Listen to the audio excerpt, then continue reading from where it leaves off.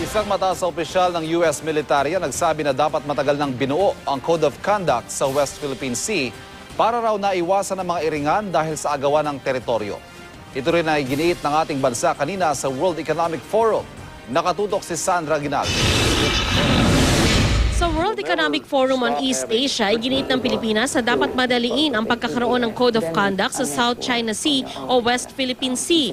Sa pagdaan daw kasi ng panahon, nagkakaroon ng pagbabago sa baseline o yung coastline kung saan sinisimulan ang pagsukat sa territorial waters ng isang bansa. Bagamat hindi tinukoy ni Foreign Affairs Undersecretary Laura Del Rosario ang China, sinabi niya ang pagtatayo ng mga istruktura sa West Philippine Sea ay maaaring paraan para lumikha ng bagong baseline.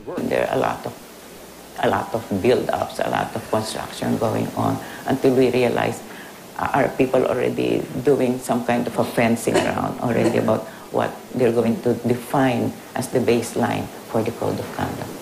Sinigundahan naman ng mataas na opisyal ng US military ang pagsusulong ni Del Rosario sa Code of Conduct. Kung nagkaroon daw sana nito noon pa, hindi na sana naging komplikado ang sitwasyon. The US position has been that we need to baseline it, that we need to maintain status quo, which was in the DOC, and not to move forward from that until there's been a legal ability to look at this.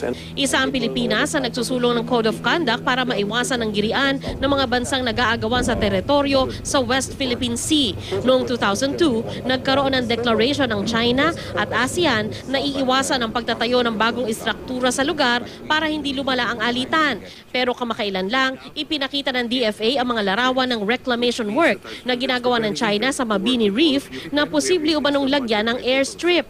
Kapwa naniniwala sina Locklear at Del Rosario na dapat lutasin sa mapayapang paraan ang usapin ng West Philippine Sea. Dapat din daw magbigay ng wastong impormasyon ng gobyerno at maging ang media para maiwasan ang pagkakasakitan ng iba't ibang lahi sa isyong ito. Sandra Aguinaldo, Nakatutok, 24 Oras.